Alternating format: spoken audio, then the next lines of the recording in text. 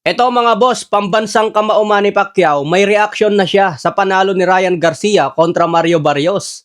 Sabi ni Pacquiao na predict na niya ang laban na ito dahil madali naman daw talaga tamaan si Mario Barrios. Dapat nga raw panalo na si Manny Pacquiao pero tinabla lang. Pakinggan nyo ito mga boss galing mismo kay Pacquiao.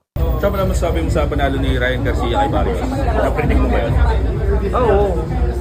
Madali naman tamaan si Barrios Tsaka dapat ako nga panalo na nga ako ron Tinabla pa. Ayan mga boss, tiwala talaga si Manny Pacquiao na dapat tinalo niya si Mario Barrios. Alam ni pambansang kamao na malaki ang tsansa ni Ryan Garcia. Sinabi rin ni Manny Pacquiao dyan mga boss, abangan daw ang announcement kung matutuloy pa rin ang rematch niya kay Floyd Mayweather.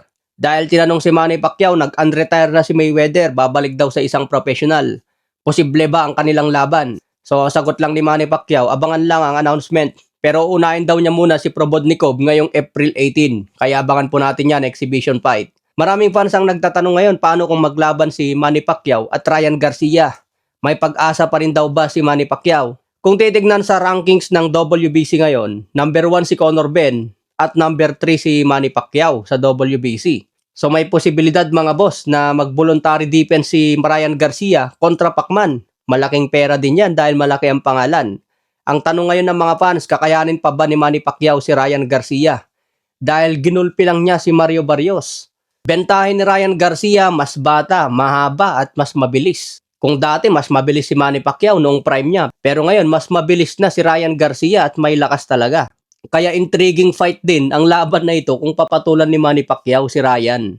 Samantala, Floyd Mayweather nagpakita naman ng training, napakaganda pa rin ang galawan niya, suabe. Athletic pa rin si Floyd Mayweather, hindi masyadong makita na tumatanda na. Siyempre hindi pa yan batak sa training si Floyd Mayweather kaya medyo mabagal pa. Pero yung galawan niya nandun pa rin mga boss at hindi siya tumaba. Hindi gaya ng mga retired boxer na tumataba.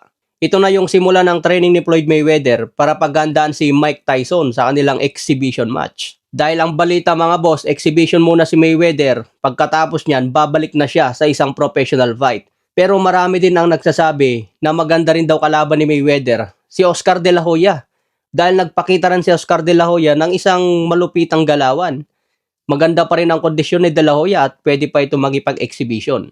Sa ibang banda naman, panalo din kanina si Claressa Shield, still undefeated champion. Panalo via unanimous decision. Si Claressa Shield ngayon ang sinasabing pound for pound king sa mga kababaihan. Okay mga boss, abang lang sa muli nating updates.